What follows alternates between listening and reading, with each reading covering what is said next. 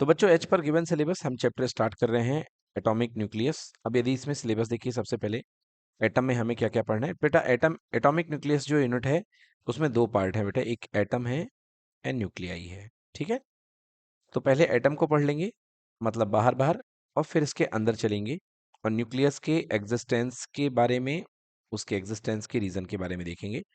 तो सबसे important topic क्या है देखिए, सबसे पहले आज हमें करना है अल्फा पार्टिकल स्कैटरिंग एक्सपेरिमेंट। ठीक है ना। तो आज की पूरी क्लास बच्चों हम अल्फा पार्टिकल स्कैटरिंग एक्सपेरिमेंट में ही लगाने वाले हैं। और इस क्लास में केवल अल्फा पार्टिकल का स्कैटरिंग एक्सपेरिमेंट कैसे हुआ था ये आपने छोटी क्लासेस में पढ़ा होगा। आज इसको हम लोग डिटेल में देखेंगे यहाँ पर। ठीक है बच्चों, so let's start. The first topic is alpha particle scattering experiment. ये एक एक्सपेरिमेंटल टॉपिक है बच्चों, आइए स्टार्ट करते हैं। Yes, so we starting here the chapter atomic nucleus. Okay, pen visible है बच्चों आप लोग को? रेड कलर का पेन मैंने लिया है, उसको मैं चेंज करके थोड़ा ब्राइट कलर ले लेता हूँ। Yes exactly, red colour having highest wavelength, so I think यहाँ पे दिक्कत नहीं होनी चाहिए।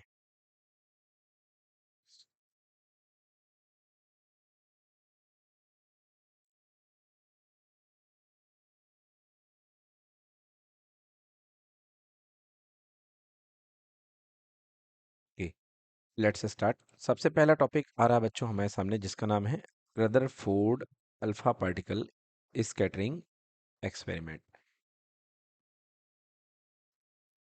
Rutherford alpha particle scattering experiment आपने बचपन में बच्चों सुना होगा। थोड़ी सी ब्राइटनेस अपनी स्क्रीन की बढ़ा लीजिए, क्योंकि हमारा बैकग्राउंड यहाँ पे ब्लैक कलर का है, तो आपको देखने में थोड़ी सी दिक्कत हो सकती है। ओके, तो ये देखिए सबसे पहले यहाँ पे एक लेड बॉक्स है। लेड बॉक्स जो होता है बच्चों, वो क्या होता है, वो रेडियो एक्टिव सब्सटेंस के लिए एक बहुत बेहतरीन एब्जॉर्बर होता है। ठीक है ना। जो लेड के कपड़े होते हैं उनको पहन करके रेडियो एक्टिव सब्सटेंस के पास में जाया जाता है। ठीक है, जिससे कि वो रेडिएशन फेंकते हैं, वो रेडिएशन इम्पैक्ट ना करे, लेड एब्जॉर्ब कर लेता है इसको। क्लियर बच्चों?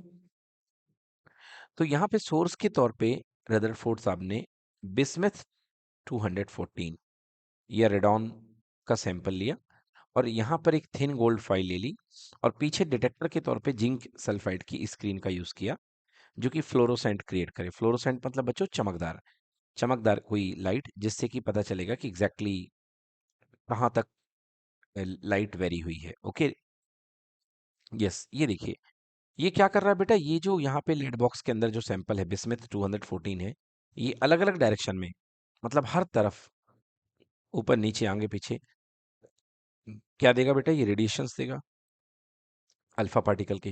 ओके, अल्फा पार्टिकल आप जानते होंगे, अल्फा पार्टिकल क्या होता है, हीलियम के न्यूक्लियस को आप क्या बोलते हैं, अल्फा पार्टिकल। ठीक है ना।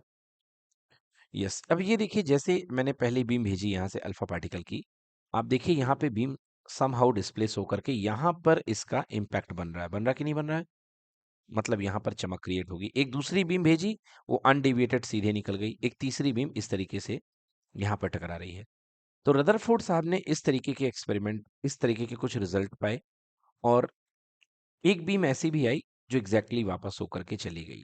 ठीक है, ये देखिए यहाँ पर थिन गोल्ड फॉइल है, जो अटैक करने वाली बीम है वो अल्फा पार्टिकल है। अल्फा रेज जो होती हैं वो छोटे छोटे अल्फा पार्टिकल से मिलकर के बनी होती हैं। और ये अल्फा पार्टिकल का फॉर्मूला जान ले। अल्फा पार्टिकल फॉर्मूला इस तरीके से होता है, that is equals to 2He4। ये तो न्यूक्लियस हो गया बेटा, सॉरी, ये हीलियम का फॉर्मूला हो गया 2He4। क्लियर कि नॉट क्लियर बेटा? अगर आप हीलियम में से हीलियम में से दो इलेक्ट्रॉन को रिमूव कर दें, क्योंकि हीलियम के पास दो ही इलेक्ट्रॉन्स हैं। क्लियर कि नॉट क्लियर? यस, तो हीलियम में से यदि आप दो इलेक्ट्रॉन को रिमूव कर देंगे, तो हीलियम के पास केवल पॉजिटिव चार्ज बनेगा। मतलब मैं बात कर रहा हूँ He+2 आयन की। किसकी बात कर रहा हूँ मैं? He+2 आयन की। ओके बच्चों, क्योंकि हीलियम के पास केवल दो ही इलेक्ट्रॉन है। ये देखिए हीलियम का एटॉमिक नंबर है। अब हीलियम के पास केवल दो ही इलेक्ट्रॉन है, अगर हीलियम से दो इलेक्ट्रॉन को आप रिमूव कर दोगे, तो ये एक प्योरली हैवी पॉजिटिव पार्टिकल बनेगा, जिसका मास होगा कितना, 4 AMU। क्लियर बेटा? इसका मास होगा 4 एटॉमिक मास यूनिट, और इसके ऊपर चार्ज कितना होगा, +2। सो ये एक हैवी पॉजिटिव पार्टिकल बनेगा, जिसको आप लोग बोलते हैं अल्फा पार्टिकल। क्लियर हो गया बच्चों? सो this is called alpha particle. अब आइए देखते हैं कि ये ऊपर जो एक्सपेरिमेंट आपने देखा, इसको हम अब अभी हमने फाइल के तौर पे देखा बाहर बाहर से। अब ये जो आपने पैटर्न देखे कि एक बार रेडिएशन यहाँ आया, एक बार अल्फा पार्टिकल इधर आए, कुछ अल्फा पार्टिकल यहाँ आए, कुछ वापस लौट गए, ओके, और कुछ स्ट्रिक्टली वापस उसी डायरेक्शन में लौट गए। एक डायरेक्शन हमने ये भी बनाई थी, राइट। अब इसको देखिए कुछ स्पेरिकल व्यू में, ये गोल्ड का एटम है, बीच में गोल्ड का न्यूक्लियस है। सबसे पहला देखिए ऑब्जर्वेशन, ये अल्फा पार्टिकल आया, क्या दिखा, ये सीधा निकल गया।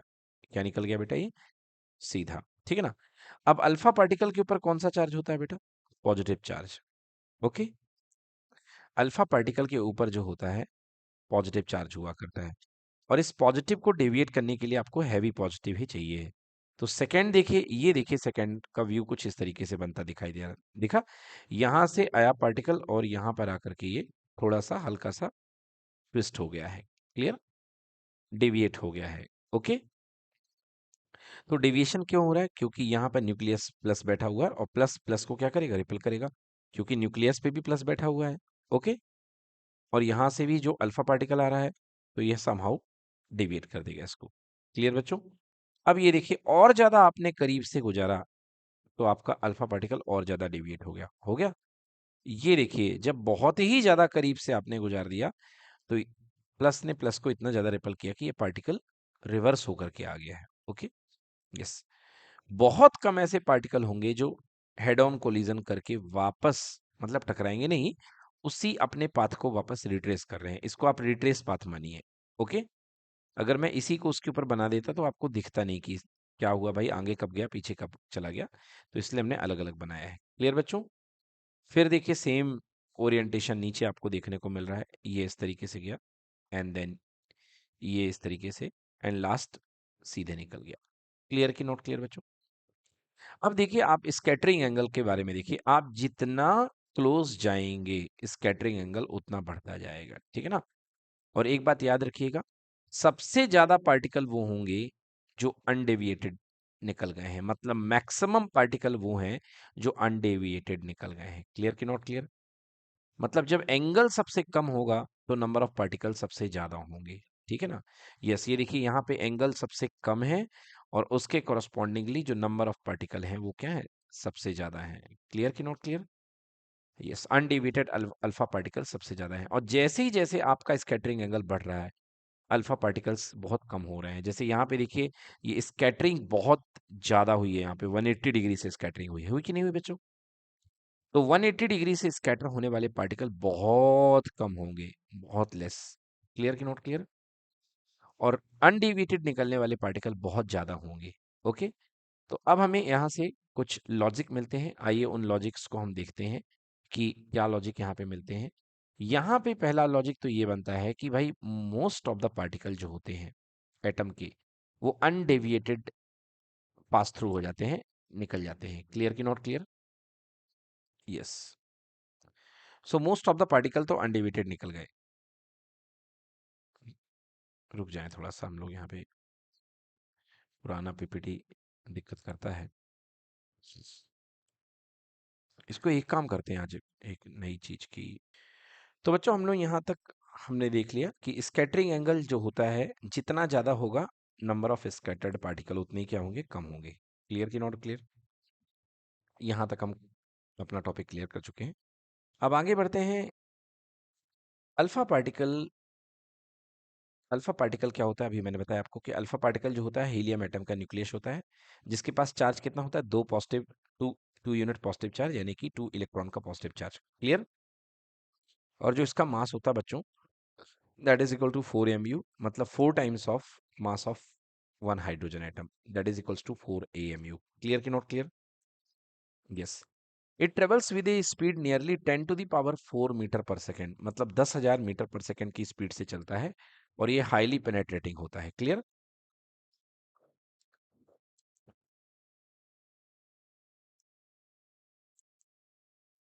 हाँ, तो बच्चों ये हाईली पेनेट्रेटिंग क्यों होता है, क्योंकि इसका मास ज्यादा होता है, और जिस चीज में बेटा मास ज्यादा होगा उसका मोमेंटम भी हाई होगा, क्लियर कि नॉट क्लियर।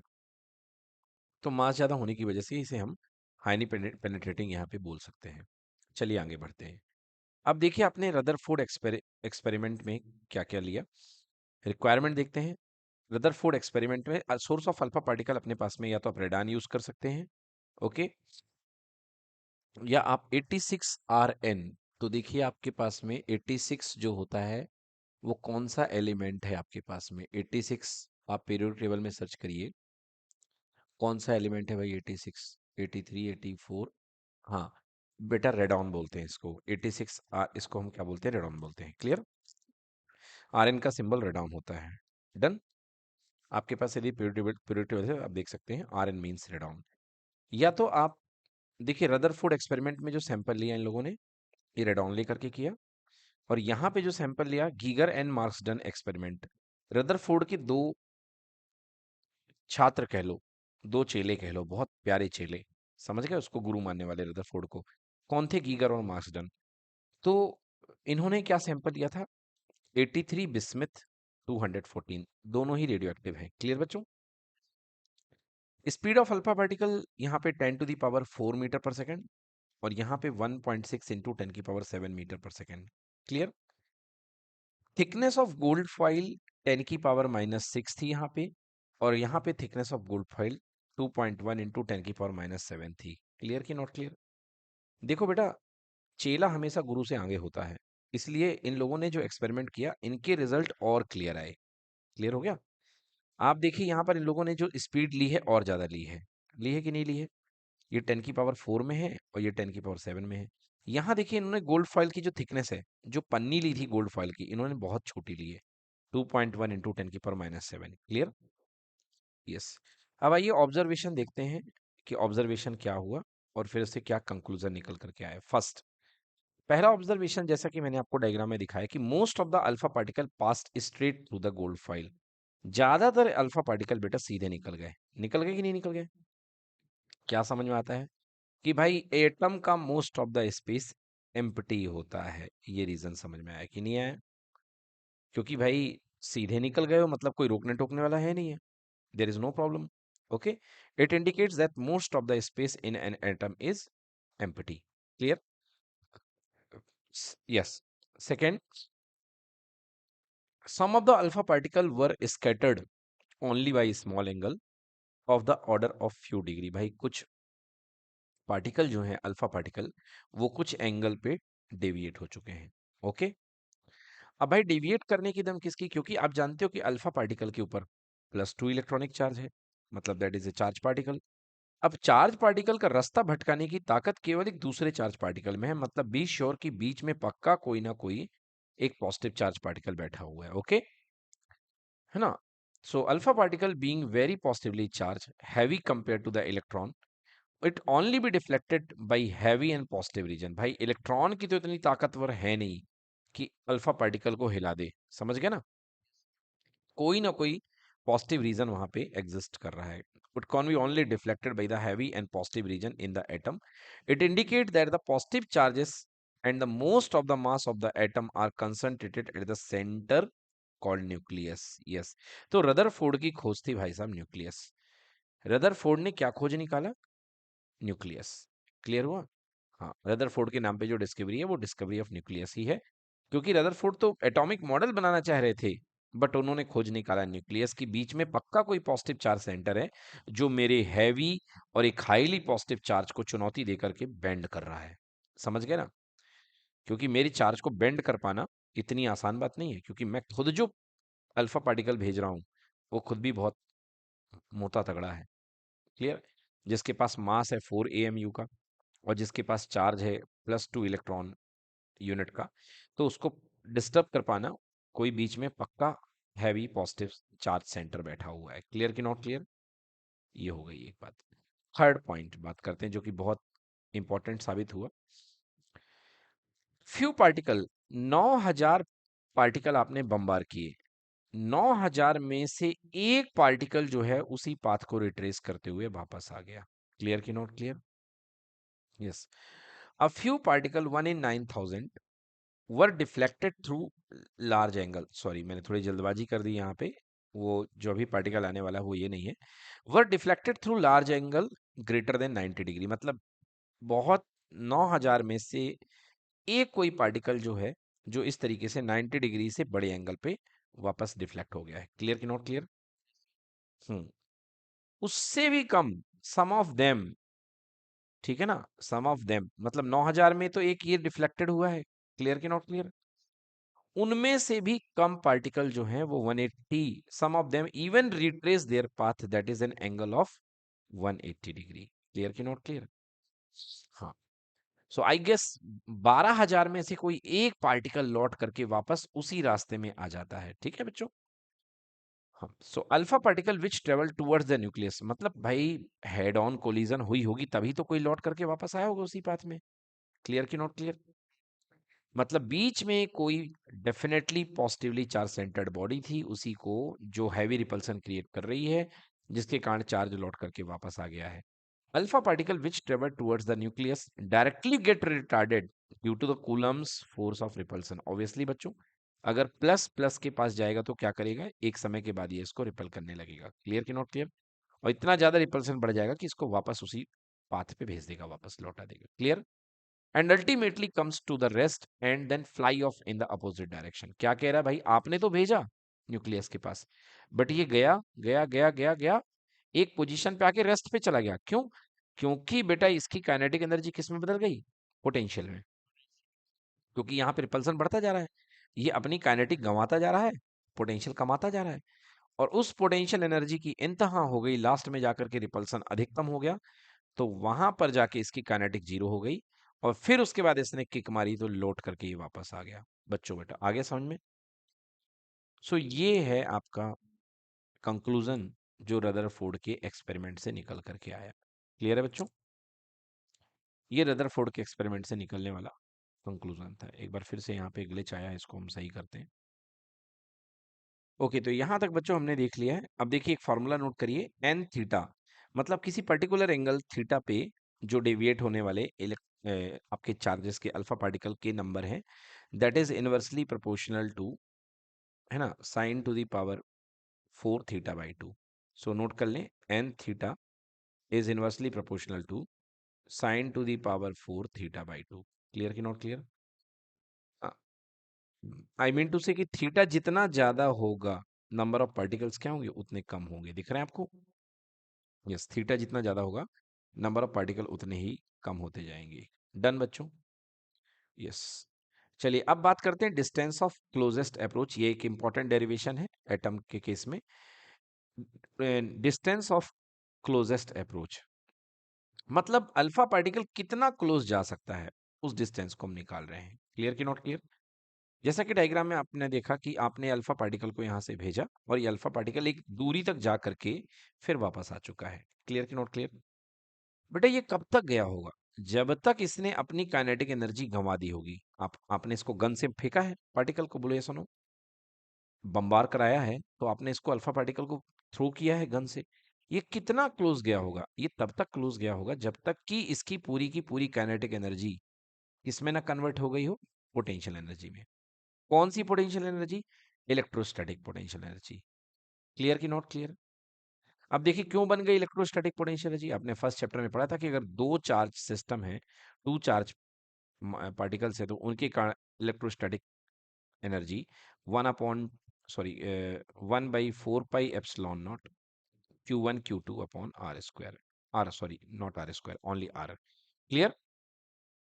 तो यहाँ पे Q1 आपके पास एक तो बन जाएगा +2 इलेक्ट्रॉन, क्योंकि एक आपके पास में अल्फा पार्टिकल है तो उसका +2 इलेक्ट्रॉन रहेगा, ये सोनो।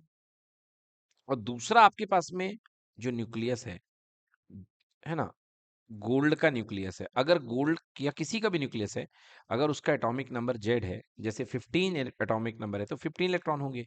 तो अगर जेड एटॉमिक नंबर है तो कितने इलेक्ट्रॉन होंगे, जेड ई। तो जो चार्ज बनेगा वो कितना बनेगा, जेड ई बनेगा। क्लियर कि नॉट क्लियर? तो चलिए देखते हैं किस तरीके से। तो ये जितनी क्लोज दूरी तक आ सकता है, इसको बोलते हैं distance of closest approach. Clear बेटा? So when the distance between alpha particle and the nucleus is equal to the distance of the closest approach, the alpha particle come to rest. Exactly. जब nucleus और alpha particle के बीच की दूरी बिल्कुल कम से कम हो जाती है, तो उस समय पार्टिकल रुक जाएगा और वापस चलने की तैयारी में करने लगेगा। क्लियर कि नॉट क्लियर?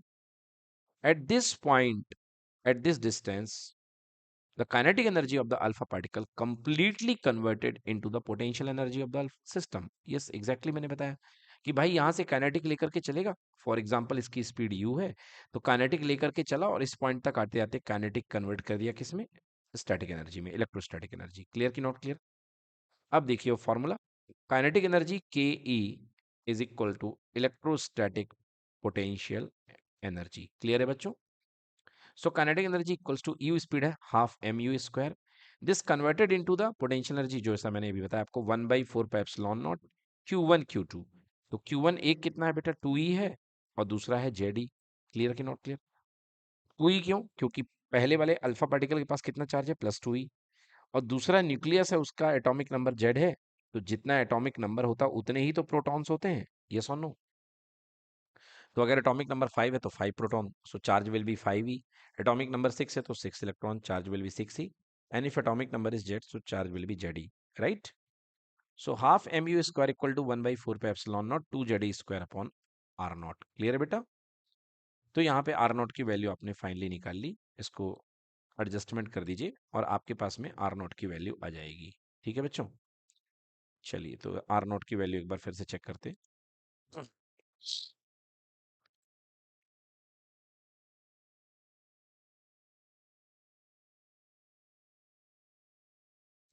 तो बच्चों देखिए यहाँ पे एडजस्टमेंट करते हैं, half M U square equals to 1/4 pi epsilon naught 2 Z E square upon R naught. ठीक है ना? और इसको एडजस्ट करके इसकी हम वैल्यू निकालते हैं। देखिए क्लोजेस्ट अप्रोच इस तरीके से, तो ये हमारे पास में आर नॉट की वैल्यू आ जाएगी। R naught equals to, R naught को अलग कर लीजिए और बाकी सबको नीचे ले जाइए। क्लियर हो जाएगा? नहीं हुआ? ठीक है ना? आप कर सकते हैं। देखिए ये आर नॉट है आपके पास में, आर नॉट को आप ऊपर ले जाइए। So R naught equals to कितना हो जाएगा, 1/4 pi epsilon naught into 2 Z E square, 2 Z E square divided by half M U square. Clear है बच्चों? तो ये बन जाएगी आपकी इसकी distance of closest approach. This is done.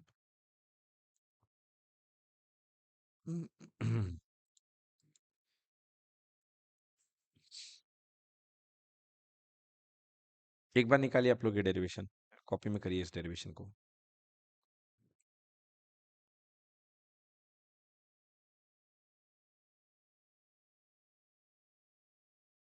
चलिए अगली थ्योरी है बच्चों इम्पैक्ट पैरामीटर की, कि इम्पैक्ट पैरामीटर क्या होता है। बेटा इम्पैक्ट पैरामीटर जो होता है ये डिस्टेंस के इक्वल होता है।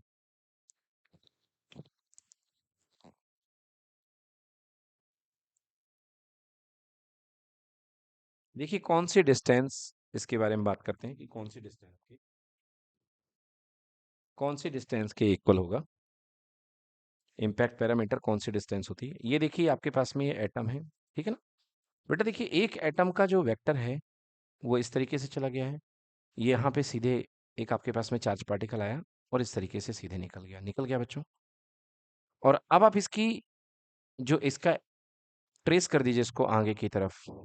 ओके, मतलब इसका जो वेलोसिटी वेक्टर है, सीधा जो इसका वेलोसिटी वेक्टर था आपने इसको बढ़ा दिया। बताइए क्लियर है बेटा? अब ये देखिए कि ये अपने वेलोसिटी वेक्टर की डायरेक्शन से कितना एंगल डेविएट हुआ है। क्या ये अपने वेलोसिटी वेक्टर की डायरेक्शन से कुछ एंगल डेविएट हुआ कि नहीं हुआ है? हुआ है ना बेटा? थीटा एंगल, यहाँ पे थीटा क्या है, इसका एंगल ऑफ डेविएशन है। क्लियर? यस। अभी दिख रही है? चलिए तो देखिए यहाँ पर मैंने कहा कि एक वेलोसिटी वेक्टर यहाँ पे बना लीजिए इसको। एक तो ये देखिए इस तरीके से आएगा, पार्टिकल ऐसे चला जाएगा डिवेट होकर के, तो ये इसका वेलोसिटी वेक्टर जो हो जाएगा इस डायरेक्शन में। क्लियर की बच्चों? ये क्या बनेगा अपने पास में, ये एंगल ऑफ स्कैटरिंग हो जाएगी अपने नॉर्मल से कितना, मतलब एक सिचुएशन से कितना एंगल डिवेट होगा। क्लियर? अब इम्पैक्ट पैरामीटर की डायरेक्शन में एक सेंटर लाइन बना लीजिए, ये जो R0 बिल्कुल सेंटर से न्यूक्लियस की डायरेक्शन में। क्लियर? अब आप देखिए कि यहाँ पर ये जो गैप दिख रहा है आपको, इसको बोलते हैं बी को इम्पैक्ट पैरामीटर। क्लियर है बच्चों? सो व्हाट इज इम्पैक्ट पैरामीटर? ये दो चीजों के बीच की परपेंडिकुलर डिस्टेंस है। It is the perpendicular distance of the velocity vector of the alpha particle from the centre of the nucleus. समझ में आ गया बच्चों? तो परपेंडिकुलर डिस्टेंस है किसकी? वेलोसिटी वेक्टर की परपेंडिकुलर डिस्टेंस है किससे है? सेंटर ऑफ द न्यूक्लियस से। क्लियर? बट कब? When it is far away from the nucleus, जब ये न्यूक्लियस से थोड़ा दूर हो पार्टिकल, जिस पार्टिकल की आप बात करो, तो इसको हम बोलते हैं इम्पैक्ट पैरामीटर। क्लियर कि नॉट क्लियर? अब बच्चों मुझे ये बताइए कि इम्पैक्ट पैरामीटर जितना कम होगा, मतलब बी की वैल्यू जितनी कम होगी, जितना ये न्यूक्लियस के क्लोज होगा, थीटा एंगल उतना ज्यादा होगा कि नहीं होगा? यस, तो ये देखिए बी जो है थीटा के प्रोपोर्शनल दिख रहा है ऊपर, बी मतलब जितना ज्यादा थीटा होगा उतना ज्यादा बी होगा। क्लियर? सो अभी आपने पढ़ा था काइनेटिक एनर्जी वाले बारे में डेरिवेशन, तो वो कितना आया था आपके पास में? देखिए काइनेटिक एनर्जी का जो डेरिवेशन अभी आपने बनाया था वो आया था R equal to 1/4 pi epsilon naught 2 Z square upon half M U square. Clear कि नॉट क्लियर? यहाँ पे इम्पैक्ट पैरामीटर का डेरिवेशन आपको याद करना है, 1/4 pi epsilon naught 1/2 M U square. Clear बेटा? और जेड स्क्वायर के साथ आपको लेना है कॉट थीटा बाई टू। क्या लेना है आपको? Cot theta by two. Clear? बन जाएगा बच्चों? So Z square upon cot theta by two, वहां पे 2 जेड स्क्वायर होता था, केवल यहाँ पे आपको Z square into cot theta by two divide by 4 pi epsilon naught into 1/2 M U square. Clear बच्चों? क्लियर है कि अगर बी की value for large value of B, for large value of b, cot theta by 2 is large and theta is the angle of scattering is small। अगर आप चाहते हैं कि b ऊपर जाएगा, अगर b बढ़ेगा तो थीटा की वैल्यू कम होगी। ठीक है बच्चों? जैसे b आप ऊपर करते जाएंगे, जैसे इम्पैक्ट पैरामीटर आप ऊपर बढ़ाते जाएंगे, b की वैल्यू ऊपर चलती जाएगी, b बढ़ता जाएगा, तो एंगल ऑफ स्कैटरिंग क्या हो जाएगा? कम हो जाएगा। क्लियर? और एंगल ऑफ स्कैटरिंग जितना ज्यादा होगा b उतना कम आएगा। आएगा कि नहीं आएगा बच्चों? Yes. So that is if alpha particle traveling far away from the nucleus, it will suffer small deflection। ये तो आपको पता है कि अगर अल्फा पार्टिकल बाहर से निकल जाएगा तो इसका डिफ्लेक्शन क्या होगा? कम होगा। और अगर अल्फा पार्टिकल पास से निकलेगा और बी की वैल्यू स्मॉल होगी तो स्कैटरिंग एंगल लार्ज होगा। क्लियर कि not clear? For small value of be the cos theta by cot theta by 2 will be also small and theta the scattering angle will be large। Done बच्चों? That is the alpha particle traveling close to the nucleus suffer long deflections। मतलब b जब कम होगा तो deflection strong होगा। ठीक है बच्चों? For b equal to zero, अगर b की वैल्यू जीरो है इसका मतलब पार्टिकल कैसा जाएगा बेटा? सीधे सीधे सामने हेड ऑन कोलिजन करेगा। यस और no? Directed toward the centre होगा। For b equal to zero, alpha particle directed toward the centre of the nucleus. अगर आप b equal to zero put कर देंगे बेटा तो कॉट थीटा बाई टू कितना हो जाएगा? जीरो हो जाएगा। क्लियर? और कॉट थीटा की वैल्यू जीरो कब होती है? जब थीटा बाई टू 90 डिग्री पे होगा। गॉट इट बच्चों? भाई cot theta by two equal to zero करना है आपको। If cot theta by two equals to zero, this means theta by two equals to 90 degree. It means theta is equals to कितने डिग्री? 180 degree. Clear हुआ बच्चों? तो अगर theta 180 degree होगा तो ये पार्टिकल जो होगा रिट्रेस करेगा अपने पाथ को। क्लियर है? So theta equals to 90 degree होने पर पाथ को ही रिट्रेस करेगा। नेक्स्ट, अब बात करते हैं कंपोजिशन ऑफ न्यूक्लियस, कि न्यूक्लियस के अंदर क्या क्या होता है। बच्चों एटम वाला पार्ट ऑलमोस्ट खत्म। अब हम बात करते हैं न्यूक्लियस की, कि न्यूक्लियस का कंपोजिशन क्या होता है। Every atomic nucleus except that hydrogen, क्योंकि हाइड्रोजन के पास केवल बेटा एक प्रोटॉन और एक न्यूट्रॉन होता है। क्लियर हुआ? सॉरी, एक प्रोटॉन और एक इलेक्ट्रॉन, बिकॉज हाइड्रोजन का सिंबल कितना है बेटा? 1H1। ओके, तो ये क्या होता है? Number of proton, number of electron, और ये होता है बेटा मास नंबर। तो नंबर ऑफ न्यूट्रॉन निकालने के लिए आपको क्या करना पड़ता है बेटा? मास नंबर में से एटॉमिक नंबर माइनस करना पड़ता है। तो यहाँ पे नंबर ऑफ न्यूट्रॉन्स कितने होते हैं? जीरो। मतलब हाइड्रोजन के अंदर कोई न्यूट्रॉन नहीं होता है। Okay, every atomic nucleus except that hydrogen has two type of particle, proton and neutron. Okay, hydrogen को छोड़ के सबके न्यूक्लियस में प्रोटॉन और न्यूट्रॉन होते हैं। Nucleus of hydrogen contains only proton. केवल एक हाइड्रोजन है जिसके पास केवल न्यूक्लियस में प्रोटॉन होता है। क्लियर कि नॉट क्लियर बच्चों? हाँ, तो प्रोटॉन क्या होता है? Proton it is a fundamental particle with positive charge. 1 electron का पॉजिटिव चार्ज होता है इसके, मतलब positive 1 electron. That is equal to 1.6 into 10⁻⁻19 coulomb, और इसका मास होता है बच्चों 1.67 into 10⁻26 kilogram, that is 1836 times heavier than an electron. Clear? हाँ बेटा, याद रखना कि ये जो ऊपर वाला जो टर्म मिलता है, this is called number of nucleon. Clear? जैसे आप लिखो कभी 6C12, 6C12 का मतलब नंबर ऑफ न्यूक्लियॉन कितने हैं बेटा? 12, 12 न्यूक्लियॉन है। अब 12 में 6 तो प्रोटॉन हो गए, बोलो यस और नो, तो बाकी के 6 क्या बच गए? 6 न्यूट्रॉन हो गए। क्लियर हुआ कि नहीं हुआ? तो इस 12 में जितने इलेक्ट्रॉन होते हैं उतने प्रोटॉन हो जाते हैं, और जो बाकी बच गए वो क्या होते हैं? न्यूट्रॉन होते हैं। क्लियर कि नॉट क्लियर? अब 1H1 में एक इलेक्ट्रॉन है, तो एक तो प्रोटॉन ही हो गया, अब कुछ बचे ही नहीं, मतलब कितने न्यूट्रॉन होंगे बच्चों उसके अंदर? 0 न्यूट्रॉन। क्लियर? नेक्स्ट बात करते हैं बेटा, neutron is a fundamental particle which having no charge. Neutron का चार्ज 0 होता है, एंड इस मास इक्वल टू 1.675 इंटू 10⁻27। तो मतलब ऑलमोस्ट इसका मास जो होता है न्यूट्रॉन के मास के, प्रोटॉन के मास के इक्वल है। क्लियर कि not clear? So that's why बेटा दोनों की इक्वल शेयरिंग होती है। समझ गए ना? 6 प्रोटॉन, 6 न्यूट्रॉन, तो टोटल मास कितना बनेगा बेटा? इसको 12 यूनिट। कितना बनेगा? 12 यूनिट, 12 यूनिट। अब बात करते हैं what is atomic number. Atomic number is the number of proton in a nucleus of an atom, is called atomic number. किसी के अंदर कितने प्रोटॉन हैं, तो प्रोटॉन कहां से पता चलते हैं बेटा? यहां से, एटॉमिक नंबर से। क्लियर? तो नंबर ऑफ प्रोटॉन को क्या बोला जाता है बेटा?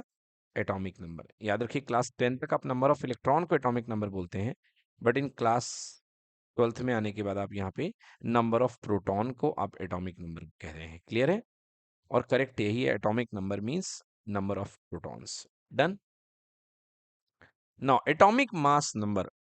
एटॉमिक मास नंबर बेटा यहाँ पे ऊपर जो नंबर चढ़ा होता है that is called atomic mass number. So what is atomic mass number? It is actually number of nucleons. Number of what? Nucleons. Nucleons मतलब न्यूक्लियस में जो लोग बैठे हैं उनके नंबर, और न्यूक्लियस में दो लोग बैठे हैं, एक प्रोटॉन बैठे हैं और एक न्यूट्रॉन बैठे हैं। क्लियर कि not clear? So it is number of proton plus number of neutron. So the sum of the number of proton and number of neutron in a nucleus is of an atom is called atomic mass number. Clear हो गया बेटा? So atomic mass number is denoted by capital A. Z is called atomic number, that is equals to number of proton, and N is called number of neutron. Clear है बेटा? So A is the atomic mass number. A क्या है बेटा? Atomic mass number, जो किसी atom का symbol मान लो X है, उसके ऊपर यहाँ पे जो चढ़ा रहता है that is called A. Clear बेटा? और जो नीचे होता है उसको हम बोलते हैं क्या? Number of proton Z. So what is A? A is the atomic mass number. कैसे आएगा? Number of proton Z plus number of neutron. Clear बेटा? Yes. Now atomic mass unit, एक एटम के मास को एटॉमिक मास यूनिट बोलते हैं। Clear है? Yes. एक एटम के मास को एटॉमिक मास यूनिट कहा जाता है, बट इसको निकालने का तरीका क्या है बेटा? इसको निकालने का तरीका बड़ा अद्भुत है। देखिए, आप जानते हैं कि जो कार्बन 12 एटम होता है, तो कार्बन 12 के अंदर कार्बन के एक एटम का मास कितने एएमयू है बेटा? 12 एएमयू। क्लियर कि नॉट क्लियर? अगर आप इसके 12 हिस्से कर देंगे, तो कार्बन 12 के एक एटम के मास को आप अगर 12 हिस्से कर देंगे, तो 12/12 क्या आपके पास ये एक एएमयू बन जाएगा कि नहीं बन जाएगा? हाँ, मतलब कार्बन 12 के वन एटम ऑफ कार्बन का 1/12 part, it is the 1/12 mass of the one carbon atom. Clear कि नॉट क्लियर? बिकॉज कार्बन 12 में 12 न्यूक्लियॉन है, और 12 न्यूक्लियॉन का मास हो गया 12 एएमयू। अब 12 एएमयू से आपको 1 एएमयू जनरेट करना है, तो कितने को डिवाइड करोगे? 12 को। Clear? So this is equals to 1 AM equal to 1/12 of part of one carbon atom. So 1 AMU बेटा सॉल्व करोगे, कैलकुलेशन करोगे, this is equals to 1.66 into 10⁻⁻27 kilogram. Clear हो गया बच्चों? कोई दिक्कत? क्लियर हो गया बेटा कि नहीं हुआ? यस। तो कार्बन एटम के एक कार्बन एटम के मास का 12वां हिस्सा जो होता है that is equals to 1 AMU। ठीक है बच्चों, तो यहाँ पर देखिए बच्चों, हम 1 AMU की कैलकुलेशन कर देते हैं। जैसा कि मैंने आपको बताया, what is 1 AMU, that is equals to 1/12 of mass of 1 carbon atom. Clear बेटा? एक्चुअली एक कार्बन एटम का मास कितना होता है? 12 AMU। और 12 AMU के अगर आप 12 हिस्से कर दोगे तो कितना आ जाएगा बेटा? 1 AMU। क्लियर कि नॉट क्लियर बच्चों? अब देखिए इसको हम कैलकुलेट कैसे करते हैं बेटा। कार्बन का 1 mole of carbon, 1 mole of carbon, 1 mole of carbon, तो मोल कंसेप्ट में आपने पढ़ा होगा कि 1 मोल ऑफ कार्बन का जो मास होता है, जो वेट होता है, that is equals to molar mass. Molar mass, इसी को क्या बोलते हैं? इसी को बोलते हैं gram atomic weight. Gram atomic weight. Clear कि नॉट क्लियर? अब देखिए कार्बन का एटॉमिक नंबर 6 है, 6C12, मतलब ये 12 ग्राम इसके एक मोल का मास है। क्लियर कि not clear? So 1 mole of carbon में कितने ग्राम होते हैं? 12 ग्राम। क्लियर कि नॉट क्लियर बेटा? मतलब 1 मोल ऑफ कार्बन का मास 12 ग्राम है, और एक मोल में कितने एटम होते हैं बच्चों? 6.023 into 10⁻23 atoms, Avogadro number. Let me correct, yes, 6.023 into 10⁻23 atoms होते हैं कि नहीं होते बच्चों? सो 6.023 इंटू 10⁻23 एटम्स का मास कितना हो गया बच्चों? 12 ग्राम। तो भैया हमने एक एटम का मास निकाला, तो एक एटम का mass equals to 12 upon 6.023 into 10⁻23 gram. Clear कि नॉट क्लियर? अब हमको क्या चाहिए बेटा? हमको एक एटम के मास का 1/12 पार्ट चाहिए है।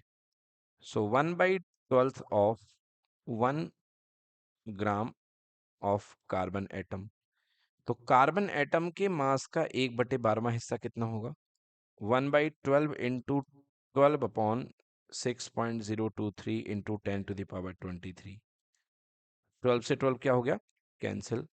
सो this is equals to 1/6.023 into 10⁻23 gram. Clear हो गया कि नहीं हो गया? इसको सॉल्व कर दो बच्चों, ये आपके पास सॉल्व करने के आ जाएगा।